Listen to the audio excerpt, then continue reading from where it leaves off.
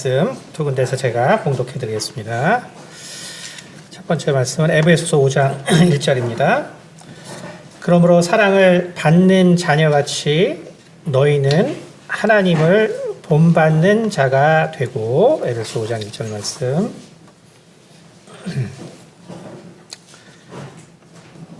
그리고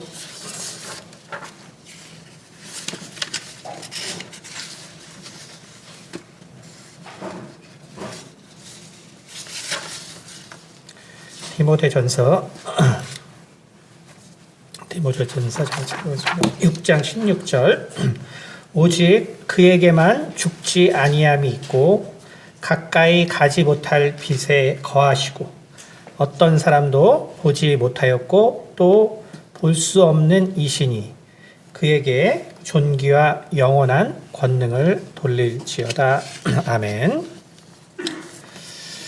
네, 오늘 말씀 하나님의 시간과 인간의 미래, 다섯 번째 시간 말씀을 우리가 나누도록 하겠습니다. 이제 말씀이 이제 내용이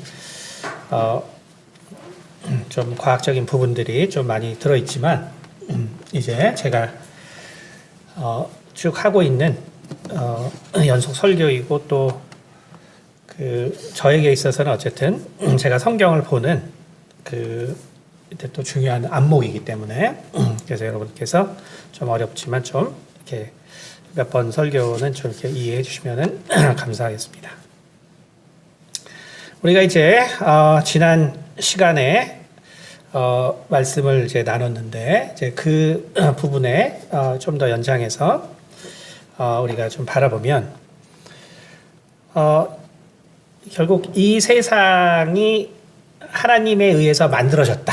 그렇죠? 만들어졌다. 사실 이것이 우리 모두는 특히 기독교인들은 너무나 이제 잘 알고 있는 일이죠. 그러니까 우리는 그것을 또 믿고 있기 때문에.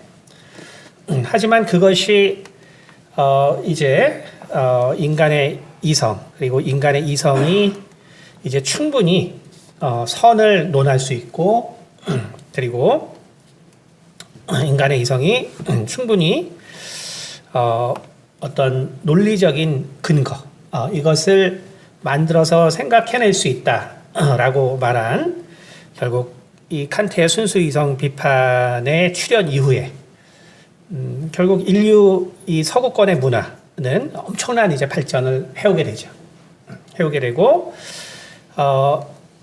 그리고 그 기간이 사실 뭐 길지 않죠. 한 300년의 시간이지만, 그 300년의 시간 동안에 사실 하나님이 설 자리가 이 서구인들 사이에서는 결국은 사라진 상태였거든요.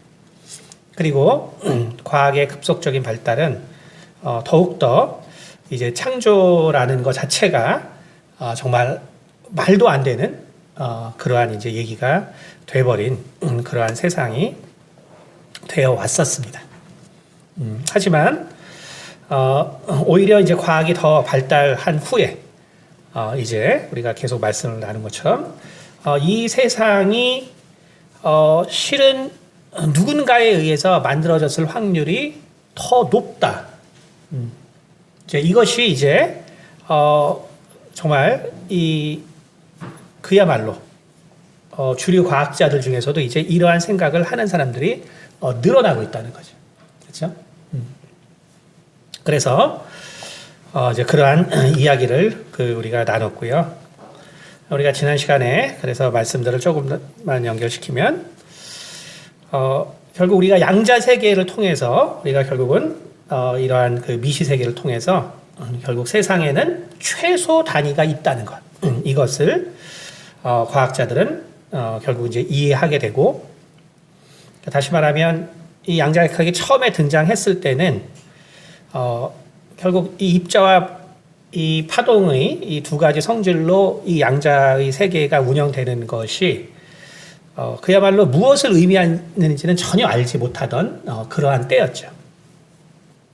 하지만 이제 왜 그런가를 의미를 가지고 이제 생각을 하게 되니까 결국 물질이 파동으로 존재하는 조건 하에서는 결국 에너지 소모가 없다는 것을 인간이 이제 깨닫게 된 거죠.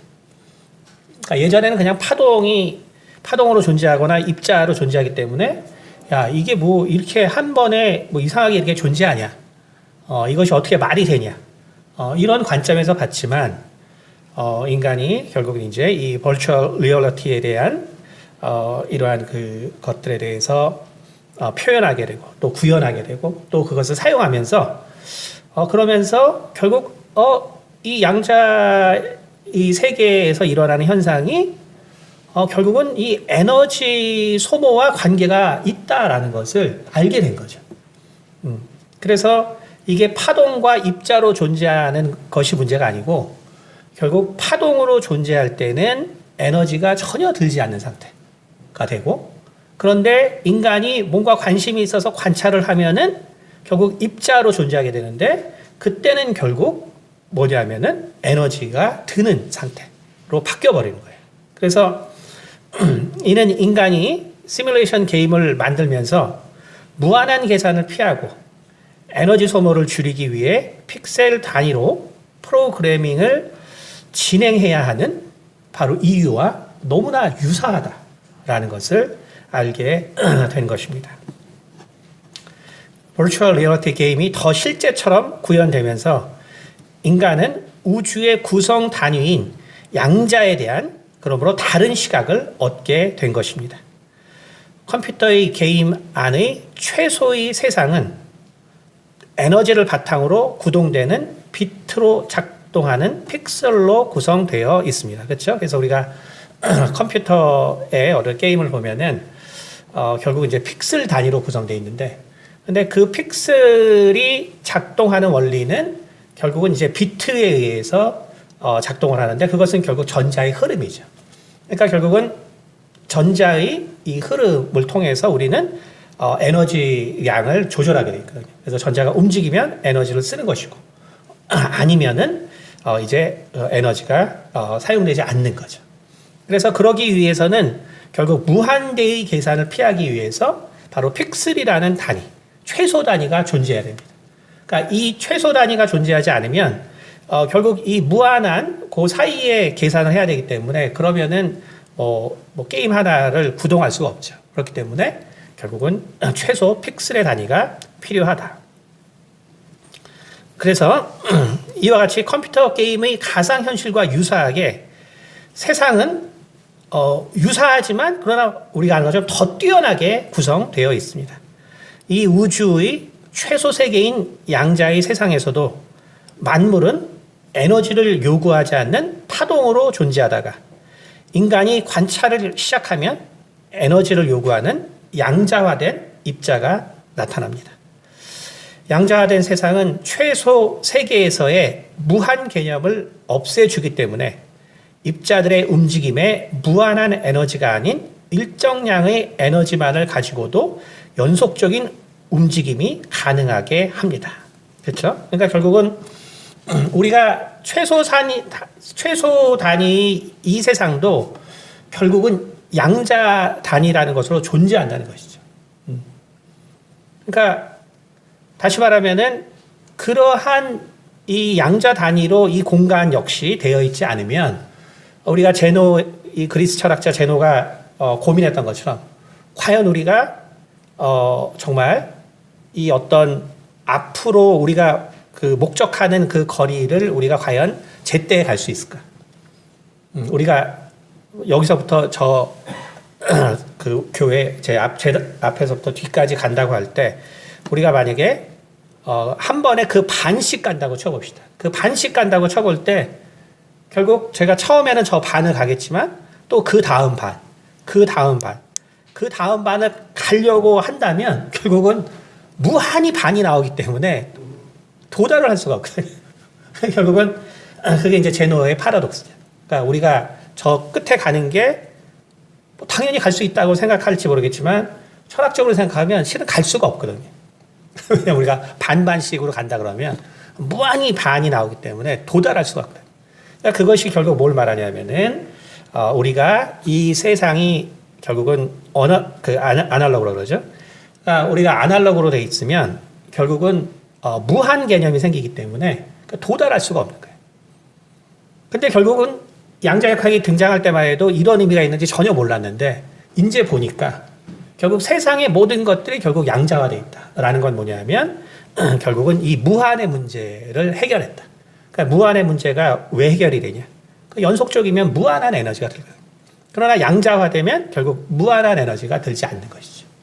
그래서 결국 컴퓨터의 픽셀이나 우주의 양자 단위는 무한한 에너지의 사용을 피하고 각각의 세상을 구현한다는 점에서 그 기본 바탕이 같은 것입니다. 오늘 말씀 읽은 에베소서 5장 1절에는 이렇게 되어 있습니다. 그러므로 사랑을 받는 자녀같이 너희는 하나님을 본받는 자가 되고 라고 말씀하셨는데 영어로는 이렇게 되어 있어요. 이 하나님을 본받는 자가 be imitators of me 이렇게 되어 있거든요. 그러니까 하나님을 본받는 자. 그래서 imitator라고 있어요. 그러니까 imitation은 뭔지 알죠? 뭐 이게 모방한 거거든요. 그렇죠? 그래서 이는 헬라어로 미메타이라는 말을 번역한 것인데 이것을 그냥 직역하면 모방하다라는 뜻입니다. 그러니까 우리가 나를 본받는 자 되라라는 것은 이제 의역한 것이고 원래 의미는 그러므로 사랑을 받는 자녀같이 너희는 하나님을 모방하는 자가 되라 이 얘기거든요. 그러니까 즉 바울은 너희는 하나님을 모방하라고 이야기한 것입니다. 인간은 하나님으로부터 지음 받았기 때문에 하나님의 지혜가 있고 결국 세상을 살아가면서 하나님이 만물을 창조하셨던 방법과 유사한 생각을 통해 문명을 만들어가게 됩니다. 인류와 과학기술이 급격히 발달하면 할수록 세상은 진화된 것이 아니라 누군가에 의해 만들어졌다는 것이 더욱 분명하게 되는 것은 결국 우리가 바로 하나님의 지혜를 가졌기 때문에 그런 것이고 결국 그러한 모습들이 오늘날 나타나고 있는 것입니다. 게임의 세상에서 주인공 주변인 그리고 주인공의 그 주변만 시뮬레이션하고 보이지 않는 원거리의 세상은 정보만 있고 시뮬레이션 하지 않는 것처럼 우주의 거시계 역시 이러한 제한이 있습니다. 그러니까 다시 말하면 우리가 양자의 세계에만 그러면 제한이 있냐? 전혀 그렇지 않거든요. 실은 거시계 역시 이런 제한이 존재합니다. 인간이 관측 가능한 우주는 130억 광년 정도 됩니다. 실제 우주의 크기는 800억 광년 정도로 예상되고 있는데 왜냐하면 이제 우리가 뭐 W 맵이라든지 혹은 뭐 캑이라든지 아주 그 다양한 종류의 이제 지구 이 궤도에 있는 그 전파 반응경들이 있는데 그러니까 그것들을 보면은 지구를 중심으로 어쨌든 관찰하니까 그러니까 우주는 아시겠지만 그 가속이 아닌 사실 등가속도로 팽창하고 있거든요. 그러니까 우주는 지금도 확대되고 있습니다. 그러니까 바로 이제 그것이 이 암흑 물질의 개념이 생긴 이유지만 그래서 이 우주 자체는 계속 팽창하고 있기 때문에 실제 우주 크기는 대략 800억 광년 정도로 예상하고 있습니다. 그러나 문제는 우리가 바로 130억 광년 이상을 관측할 수 없습니다. 왜냐하면 이미 광년이라는 말에서 나온 것처럼 우리는 빛을 통해서 모든 사물을 바라볼 수밖에 없기 때문입니다. 인간이 태양계로 시작해서 우리 은하계 그리고 안드로메다 은하계를 순차적으로 발견해온 과정을 보면 인간이 관측 가능한 영역의 정보로는 절대로 그 이상의 영역에 대한 정보는 얻을 수가 없습니다. 그렇죠. 인간이 우리가 관측할 수 없는 그 영역의 밖의 어떤 정보를 내가 지금 관측한 걸로는 절대로 얻을 수가 없어요. 우리는 빛으로 관찰하기 때문에 그렇습니다. 쉽게 말해 태양계에 대해 이해했다고 그 태양계를 이해한 시절, 다시 말해서 우리가 중세 시절, 플라톤으로 시작한 중세 시절에는 이 태양계가 다라고 생각했거든요. 그러면 우리가 태양계의 별들이 어떻게 움직이는지 알지만 그렇다고 우리가 은하계의 정보를 당연히 알 수가 없죠. 그건 우리가 정보가 없기 때문에 도저히 알 수가 없죠. 다시 말해서 관측이 가능해질 때 비로소 새로운 정보를 얻게 됩니다. 관측이 불가능한 지점은 모두 파동의 성향으로 나타나기 때문입니다. 다시 말해서 우리가 이건 무슨 얘기냐면 여러분이 이제 밤 하늘에 이제 별들을 보면 그러면 아마 요즘 뭐 그 갤럭시나 뭐 이런 카메라들이 워낙 좋아가지고 이제 이 목성을 한번 목성을 찍을 수가 있어요. 아시겠죠? 요즘 나오는 갤럭시는 곱하기 100이기 때문에 옛날에 그 케플러가 혹은 그 갈릴레오가 가졌던 그 만환경하고 성능이 같거든요. 그래서 여러분이 이제 고정만 잘 해놓으시고 하면은 이제 목성의 모양이 보입니다. 근데 이제 그러나 이제 목성보다 더 멀리 있는 별들은 카메라로 볼 때 어떻게 나오냐면 결국은 이렇게 팔각형처럼 되는 혹은 육각형처럼 되는 파동으로 보이거든요. 그러니까 다시 말하면은 우리가 우리가 정말로 볼 수 있는 것은 그런 관측이 가능해지면 결국 입자처럼 목성처럼 보이고 토성처럼 보이지만 그 영역 밖으로 나가는 것들은 다 파동으로 보입니다. 왜 그러냐면 이는 거시계가 전자기력을 바탕으로 한 페르미온 입자로 구성되어 있고 그래서 우리가 눈에 보이는 입자들은 다 페르미온이라고 불러요. 그들 입자 사이의 힘. 근데 그 입자 사이의 힘은 어떻게 매개되냐? 그것이 바로 보선인 광자로 되어 있기 때문입니다. 다시 말하면 성도님들이 악수를 하죠. 그렇죠? 그러면 성도님들은 다 페르미온으로 되어 있어요. 성도님들을 구성하는 물질은 다 페르미온입니다. 근데 이제 악수를 하면 이제 손이 흔들려지죠. 그러면 그 흔든 에너지를 누가 갖다 줬냐? 라고 할 때 그 힘을 전달하는 입자가 바로 보선. 다시 말하면 그게 바로 광자고 그게 바로 빛이거든. 그러니까 여러분이 그래서 악수할 때 여러분은 못 느끼지만 사실은 그 포톤의 교환이 있어요. 그러니까 여러분이 누구를 때린다. 그러면 에너지적으로는 맞는 게 좋은 거죠. 왜냐하면 에너지를 얻으니까. 그러니까 그 보선의 교환이 있는 거거든요. 그러니까 결국은 이것이 무엇을 말하냐 하면 즉 세상의 물질들은 광자를 통해 힘, 곧 움직임이 발생한다는 것이냐. 그러니까 이렇게 페르미온으로 되어 있는 사람들은 못 움직여요, 사실은. 못 움직이는데 보선이 계속 공급되기 때문에 우리가 인터랙션도 하고 말도 하고 하는 거거든요. 이것이 그래서 의미하는 바가 뭐냐면 결국 세상의 어떤 물질도 빛의 속도보다 빨리 운동하지 못한다는 의미입니다. 그러니까 결국 무슨 말이냐면 페르미온은 운동을 못하기 때문에 페르미온으로 된 인간이 운동을 하려고 그러면 결국 광자를 받아야 돼요. 근데 광자를 받아서 운동하는 거기 때문에 결국은 세상의 모든 물질은 광자보다 빠른 속도로 움직일 수가 없는 것이죠. 그렇기 때문에 바로 아인슈타인의 특수상대성 이론이 적용되는 것입니다. 그러니까 왜 빛보다 못 빠르냐? 왜냐하면 우리는 광자를 통해서만 움직일 수 있거든요. 그러니까 결국은 광자의 속도를 이 세상에 어떤 것도 결국은 초월할 수가 없게 되는 거죠. 결국 인간이 하늘에서 무수한 별을 바라볼 때 모양이 보이는 것들은 에너지가 소모되고 있는 운동을 하고 있는 것들입니다. 그래서 아까 말한 것처럼 목성을 본다면 우리가 갤럭시로 목성을 보는 순간 그거는 형태가 있고 운동을 하고 있고 그럼 우리에게 어떤 영향을 주고 있겠구나라고 알 수 있지만 그러나 만약에 그 똑같은 걸로 우리가 안드로메다를 갤럭시로 보면 그냥 빛으로만 보이거든요. 빛. 그거는 결국 뭐냐 하면은 안드로메다는 우리에게는 파동으로만 보이는 거예요. 빛으로. 그러면 거기에는 그냥 그 안드로메다는 에너지 손실이 없기 때문에 그 파동으로 오기 때문에 그러니까 우리는 계속 그냥 볼 수 있지만 결국 나에게도 어떤 영향을 미치지 않는 그런 상태가 되는 것이죠. 그러나 허블 만환경으로 보게 되면 형태가 보이고 운동을 하고 있으며 그래서 중력장을 통해 주변에 영향을 주고 있음을 알 수 있습니다.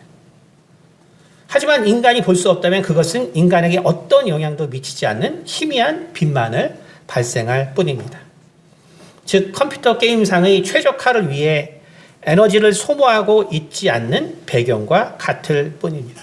다시 말해서 결국은 우리 인간이 이 만물을 바라본다는 것의 의미는 결국 인간이 볼 수 있는 데까지만 계산이 되고 있는 게임하고 같다는 거예요.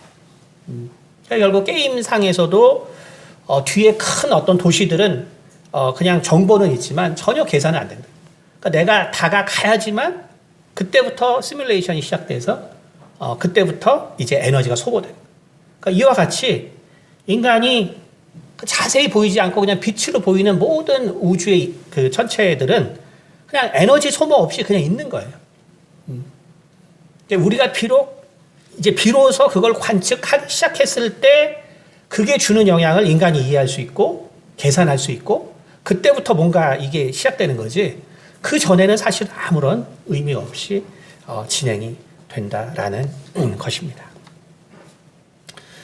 우리가 아는 것처럼 최근에 이제 제임스 웹이라 그러죠. 그래서 이 사람은 이제 원래 제임스 에드워드 웹은 나사 2대 소장이죠. 그래서 소련의 유인 우주 시대에 뒤처져 있던 미국의 아폴로 계획을 수행했던 입지전적인 인물입니다. 우리가 잘 아는 것처럼 2021년 12월 25일 얼마 안 됐죠. 작년에 결국 이제 지구와 태양 사이 라그란지안 포인트에 결국 이제 이 제임스 웹이 이제 설치가 돼서 이제 결국은 이제 예상으로는 뭐 대마젤란 성운 관측을 시작으로 이제 심연의 우주를 탐색하려고 합니다. 그런데 이렇게 탐색을 하면은 결국 우리는 우주에서 어떤 정보를 얻을 수 있을까? 그렇죠? 그러니까 우리는 이제 궁금하죠. 도대체 정말 이 10조를 들여가지고 이 지구 밖에다 띄운 이 전파 만환경을 통해서 과연 인간이 얻을 수 있는 정보가 무엇일까? 그러니까 결국 뭐를 이렇게 알고 싶으냐면은 결국 이제 이 빅뱅 직후의 우주에 대해서 그래서 우주가 어떻게 생겼는가, 어떻게 생성되었는가, 그러니까 이거를 사실 알고 싶은 거예요. 그러나 뭐 얘가 아무리 크게 만들었다고 해서 결국 뭐 더 먼 거리를 볼 수 있느냐? 그 전혀 아니거든요. 왜냐하면 아까 말한 것처럼 결국 빛의 속도를 결국은 초월할 수 없기 때문에. 그러니까 결국은 뭐냐면 상세하게 보는 거예요. 그러니까 그 전에는 우리가 그 세계를 파동으로 봤다면 이제는 이제 입자로 보겠다는 거죠. 그래서 우리가 포커싱이 잘 되면 이제 입자가 보이거든요. 그러니까 그 전에는 이게 뭔지 모르게 빛만 보이다가 이제 입자로 보인다는 거죠. 그러면 이제서야 우리는 결국 거기에 있는 정보를 꺼낼 수 있다는 것이죠. 근데 이제 이것은 현재 이제 인간이 이제 그렇기 때문에 이제 그런 것이고 우리는 여기서 이제 질문을 할 수가 있거든요. 그럼 도대체 왜 도대체 인간은 그러면 이 빛 외에는 결국 또 그 빛이 만약에 우리가 이거보다 더 센 빛을 볼 수 있는 인간으로 진화되지 않았는가? 다시 말하면 우리가 용불용설이나 혹은 진화론이라는 걸 생각해 보면 결국 공룡이 왜 하늘을 날랐나요? 하늘을 나를 절대적인 필요가 생겼으니까 날랐지. 그렇죠? 그 진화론이에요. 그렇죠? 그 다음에 기린이 도대체 왜 목이 늘어났나요? 그렇죠? 그것도 먹을 거에 경쟁해서 이기기 위해서 살다 보니까 목이 늘어났죠. 이게 진화론이에요. 그렇죠? 다시 말하면은 또 쥐가 도대체 왜 파충류에서 쥐가 도대체 포우리가 어떻게 나왔나요?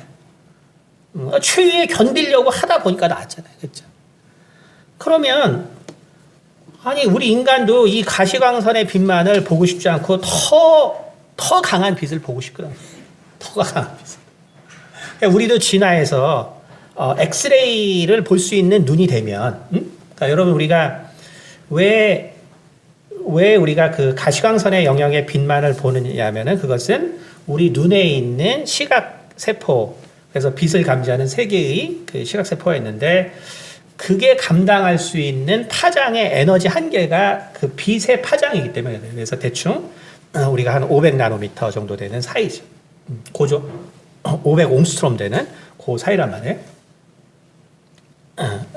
500나노미터.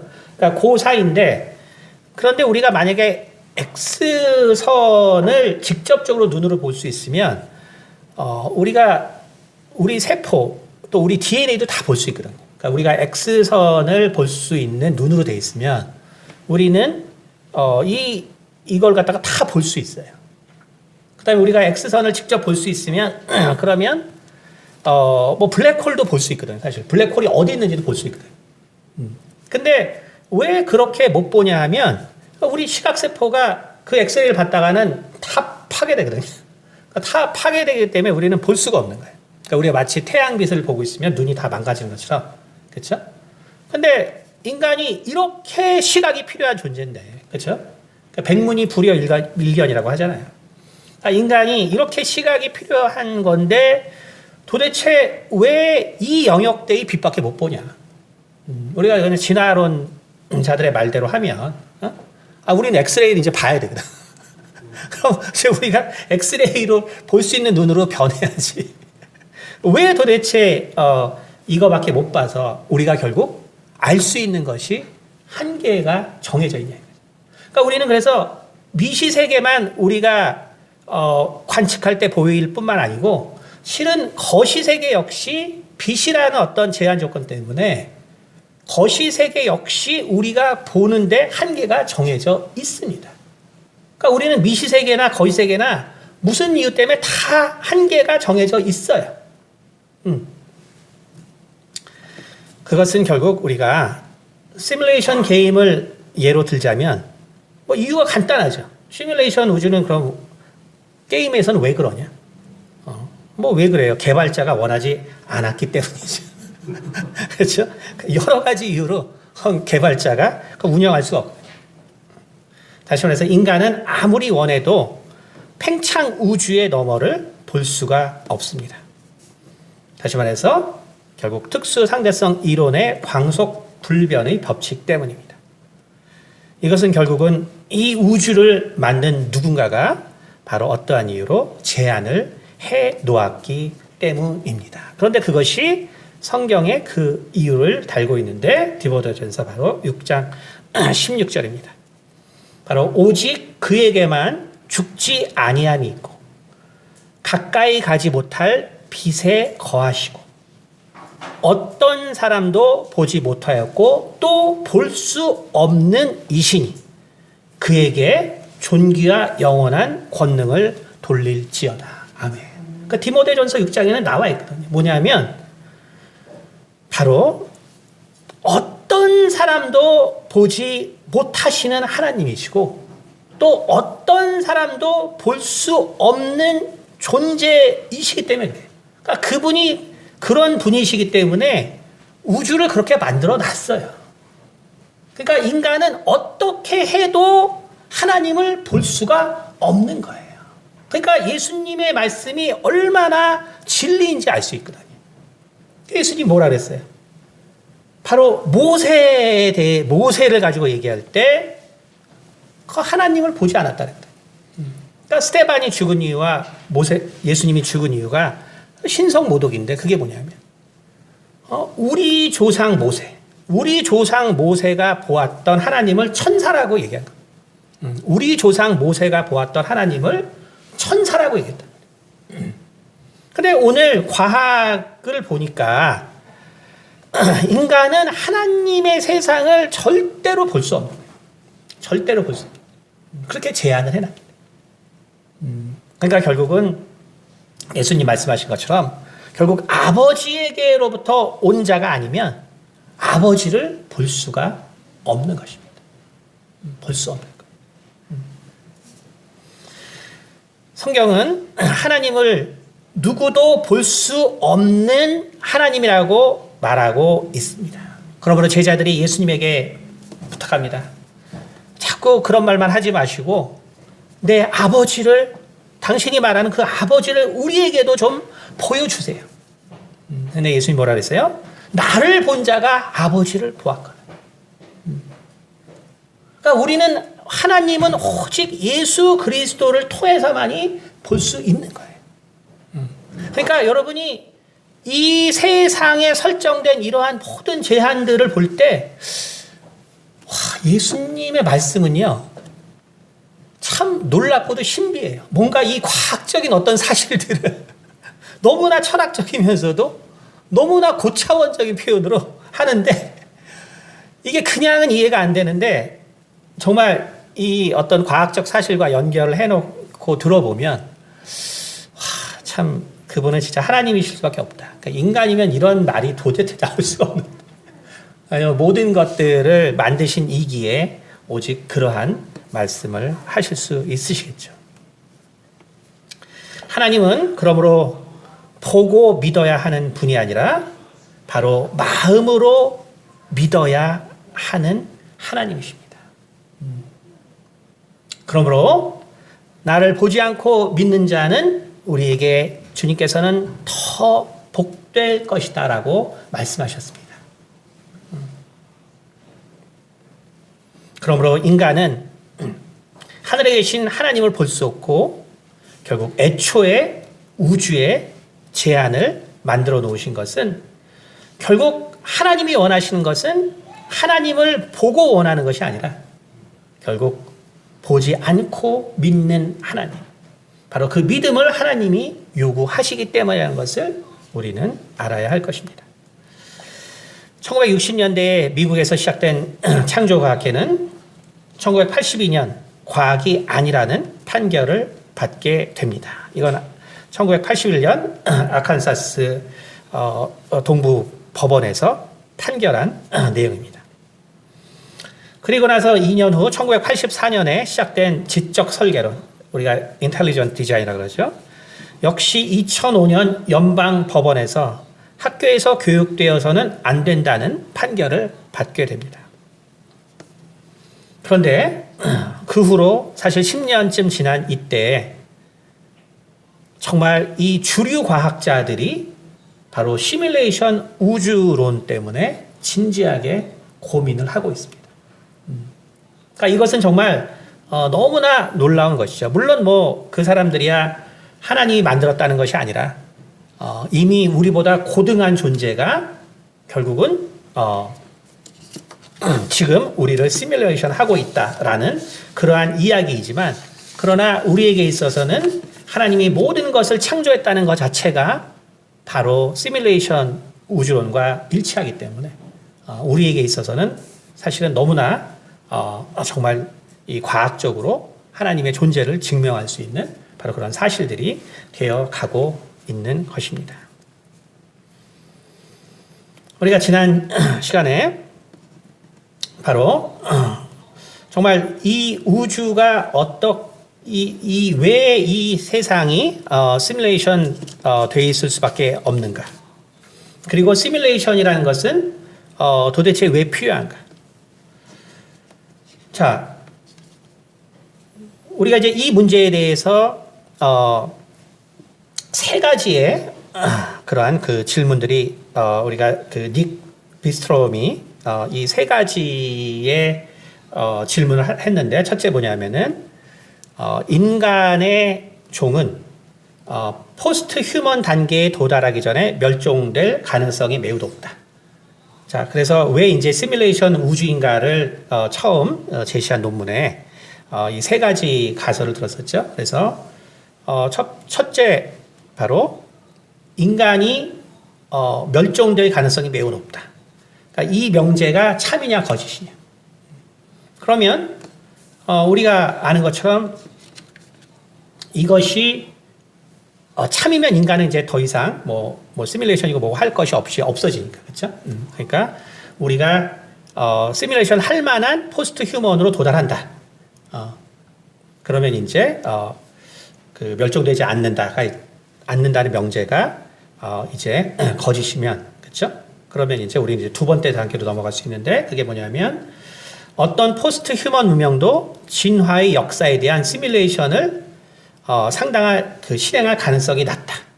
자, 어떤 시뮬레이션 할 수 있는 수준의 그 인간 후손이 이제 만들어졌는데, 근데 그 후손이 시뮬레이션을 할 이유가 없다.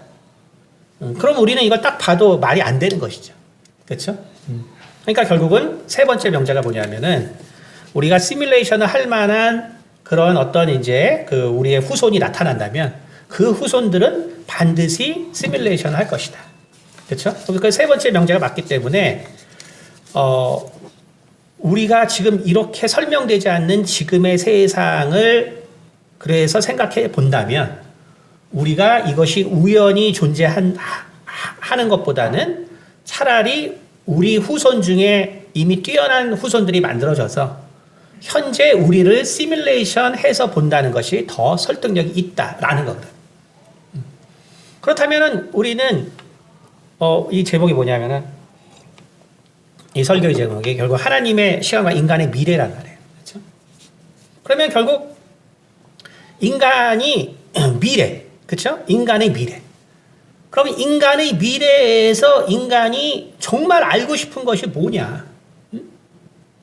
다시 말해서 인간이 도대체 우리가 쭉 얘기한 것처럼 왜 이렇게 이 양자 컴퓨터에 지금 정말 목숨 걸고 있냐?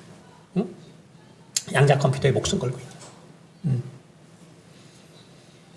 왜 양자 컴퓨터에 목숨을 거냐 하면 결국 미래를 정확하게 예측하는 기업이 결국은 미래의 주인이 되기 때문에 그래요. 뭐 너무나 간단한 것입니다.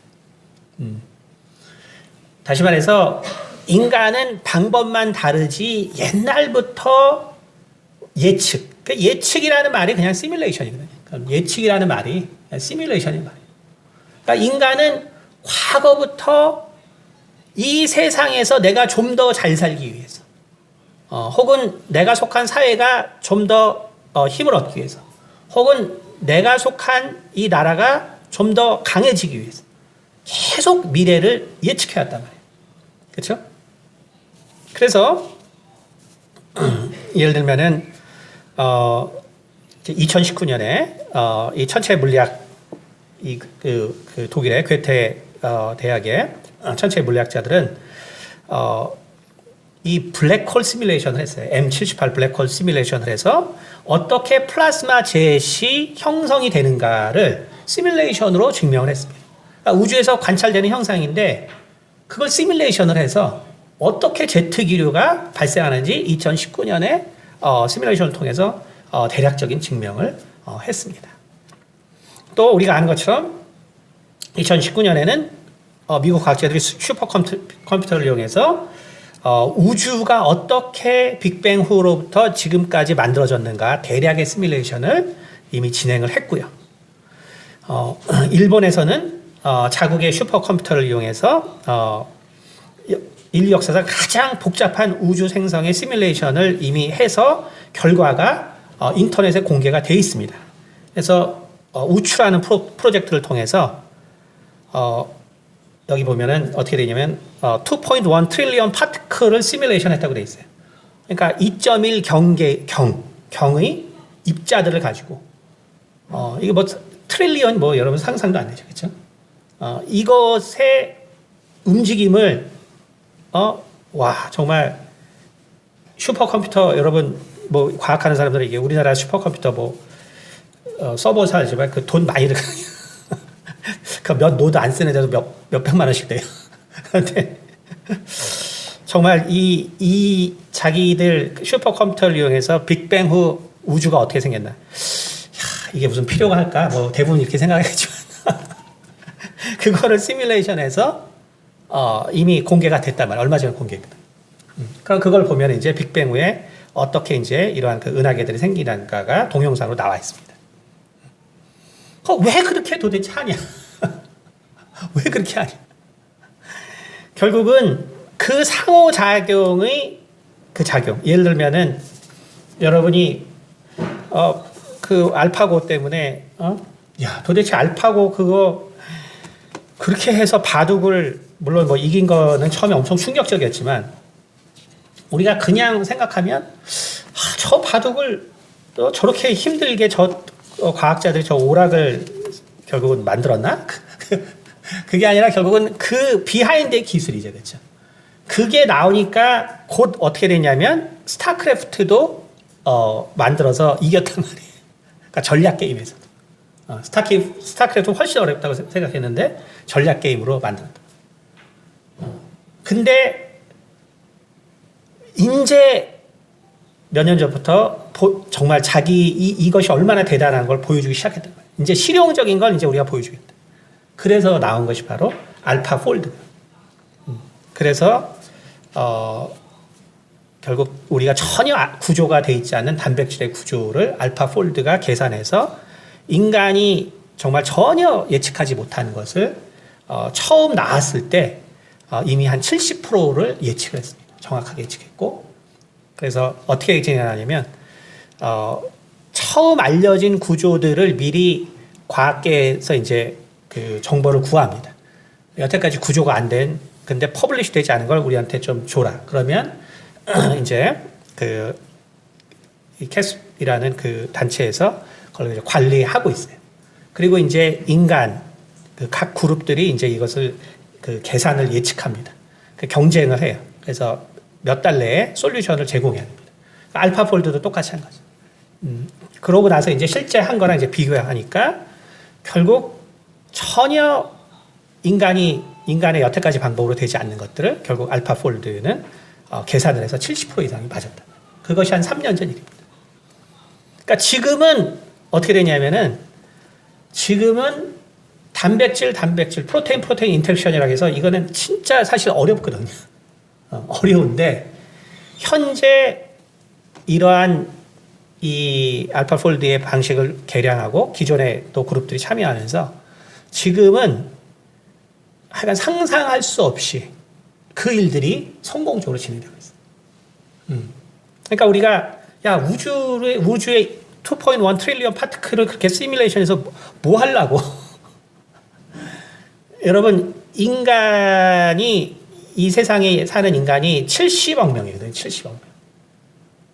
그렇죠? 그러면 그게 뭐냐면 7 빌리언이에요. 7 빌리언.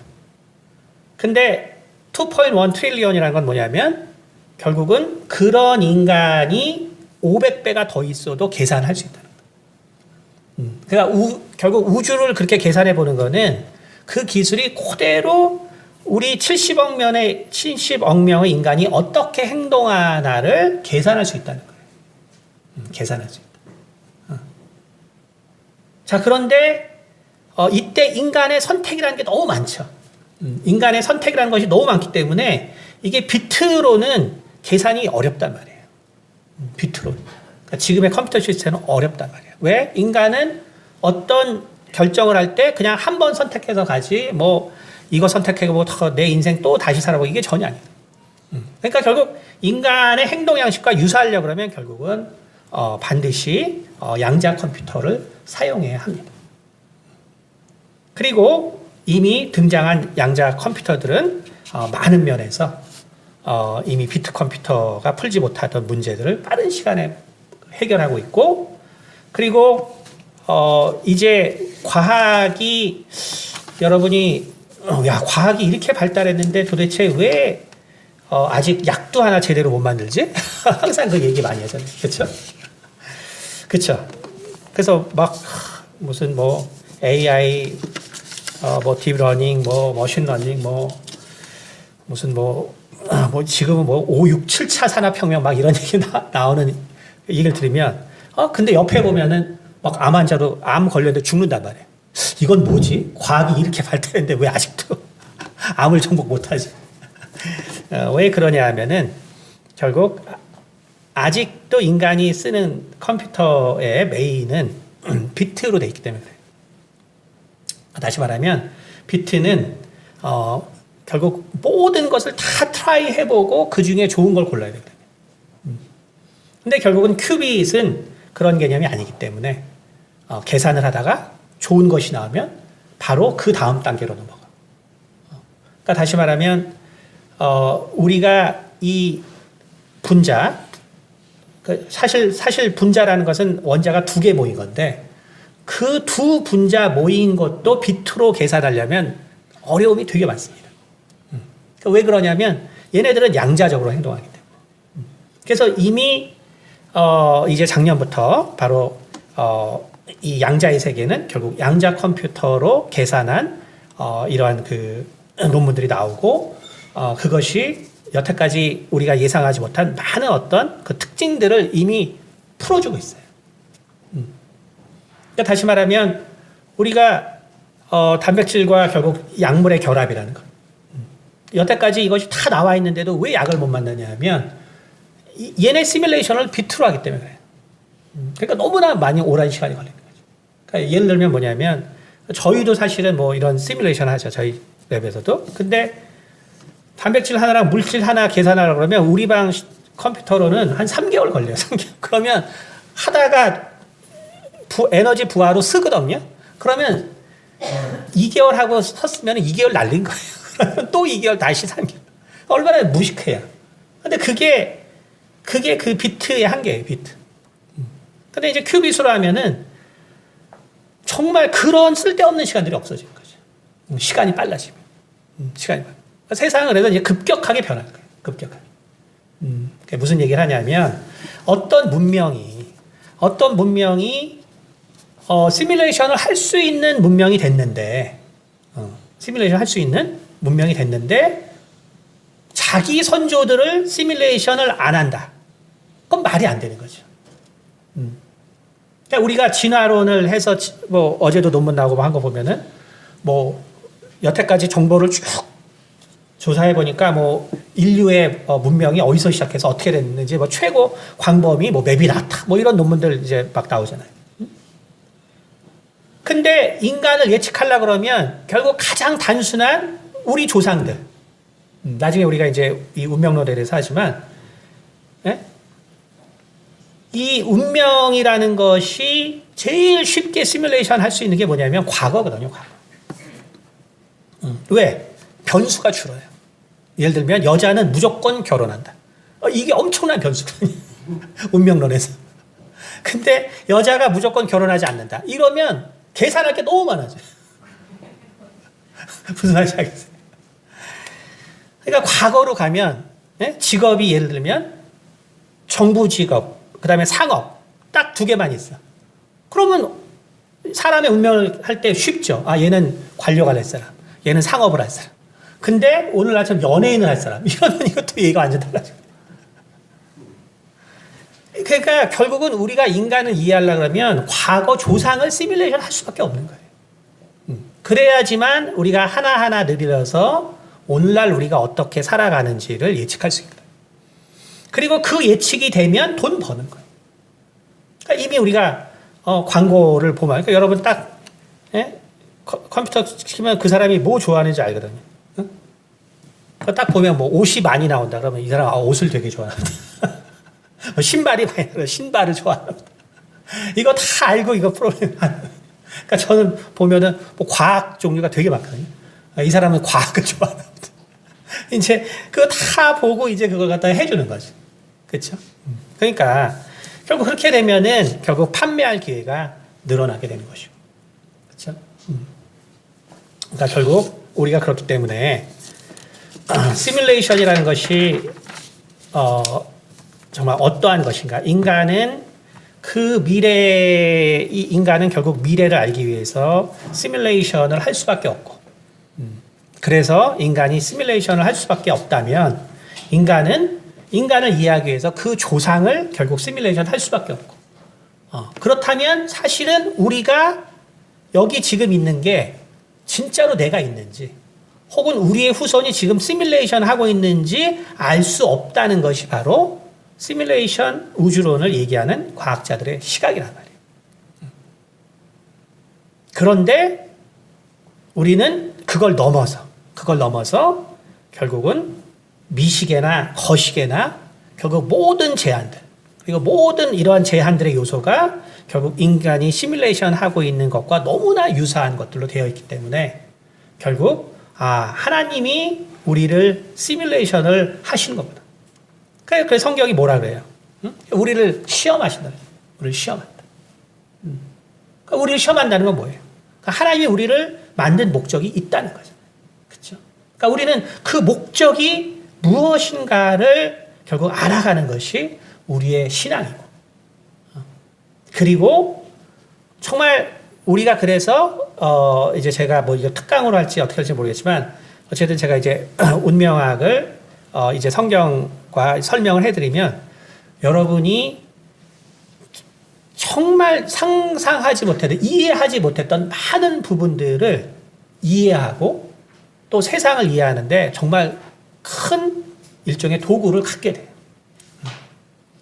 제가 여태까지 계속 말씀드리지만 이 과학적으로 맞는 우주론이 없었기 때문에 그래서 정말 이런 부분들이 어떻게 이 모든 하나님의 이러한 역사를 또 계획을 통합하는데 정말 그 들어갈 자리가, 운명학이 들어갈 자리가 없어서 그렇지만, 그러나 하나님이 모든 것을 이미 만들었다고 하고 또 과학이 얘기하는 이 세상에서는 우리는 사실 이 운명에 대한 올바른 이해가 필요하다는 것이죠. 운명에 대한 올바른 이해. 하나님이 결국 우리를 만들었던 올바른 이해가 거기에도 내포되어 있기 때문에 우리는 우리 인간을 이해하고, 그리고 정말 우리의 신앙을 이해하고, 또 하나님이 이 세상을 만든 목적, 또 우리의 사명을 이해할 수 있는 바로 그러한 길이 하나님이 이 세상을 창조하셨다는 그 안에 들어 있습니다. 그래서 다음 시간에는 우리가 이제 정보에 대해서만 한 번 더 하고, 그리고 나서 이제 이러한 그 하나님 안에서의 이 시간, 하나님 안에서의 시간. 그래서 최근에 보니까 성공의 신부님이 기독교 명리학을 만나라는 책을 지난주인가 그 발매가 됐더라고요. 그래서 제가 그걸 봤는데 어떤 내용인가 봤더니 뭐 기본 생각은 이제 그 뭐 제가 생각하는 거랑 이제 비슷한데, 뭐냐면 이제 결국 우리가 일반 은총이 있죠. 일반 은총. 그러니까 결국은 세상의 그런 운명학은 일반 은총에 대한 이야기다. 이렇게 얘기하는데, 그분 책을 보니까 그분은 그냥 학자더라고요, 학자. 그래서 책이 되게 재미가 없어요. 그러니까 저처럼 이제 뭐 이거 완전 한 사람 아니면 이 사람 이래서 무엇 쓰려고 하는 거지? 저는 이제 이게 좀 더 그 재밌게 쓰려고 그래요. 재밌게. 너무 그렇게 이렇게 너무 그냥 딱, 그러고 그분이 제가 보기에는 직접 이거를 해본 적이 없는 것 같아요. 그러니까 해본 적이 없어가지고 그야말로 그냥 뭐 중화 사상이라든지 이런 그 명략에 나오는 핵심 사상들과 성경의 어떤 사상들 비교해 놓은 것이지, 구체적으로 이것이 우리에게 어떻게 성경에 어떤 면이 어떻게 나타나 있고, 또 우리가 뭐를 조심해야 되고, 또 이 한계가 무엇이고, 또 우리가 그 한계를 알면 정말 이 성경이 왜 이렇게 중요한 책인가 알 수 있거든요. 그래서 그러한 것을 또 이해하는데 또 도움이 될 수 있도록 또 계속해서 설교를 하도록 하겠습니다. 네, 기도하겠습니다. 은혜가 많으신 아버지 감사합니다. 참으로 하나님께서 이 세상을 창조하시고 또 우리를 만드셨다는 것이 참 너무나 분명한 이러한 세상에 우리가 이제 살아가고 있습니다. 참 하나님께서 정말 이 땅을 지으시고 이 만물을 만드시고 또 나를 만드셨는데, 우리가 삶에 대해서 걱정하는 것이 얼마나 어리석은 일인가를 우리가 항상 생각할 수 있도록 도와주시옵소서. 참으로 하늘에 나는 새를 먹이시고 또 들풀에 그 풀들의 옷을 입히신 하나님. 우리가 얼마나 귀한 존재인데 우리가 참 삶에 대해서 염려하고 걱정합니까? 주님, 그것이 아니라 정말 내가 무엇 때문에 이 땅에 하나님께서 보내주셨고 내가 또한 무엇 때문에 정말 이 땅을 또 살아가야 하는지, 또 그것이 하나님의 말씀에 비추어 나의 삶이 어떠해야 하는가를 정말 하나님 우리 마음 가운데 깨닫게 해주셔서 우리가 잠깐이면 없어질 참 이 세상에 연연하는 것이 아니라 하나님께서 이 만물을 만드신 것이 이렇게 명확한 이 세상에서 우리는 오히려 영원한 것들을 바라보며 살아갈 수 있도록 도와주시옵소서. 그러므로 정말 우리 주님의 피가 헛되지 않는 우리의 인생들이 될 수 있도록 도와주시고 우리 주님의 그 사랑을 우리가 땅끝까지 전하는 우리들이 될 수 있도록 도와주시옵소서. 감사드리며 살아계신 우리 주 예수 그리스도를 받들어 기도드렸습니다. 아멘.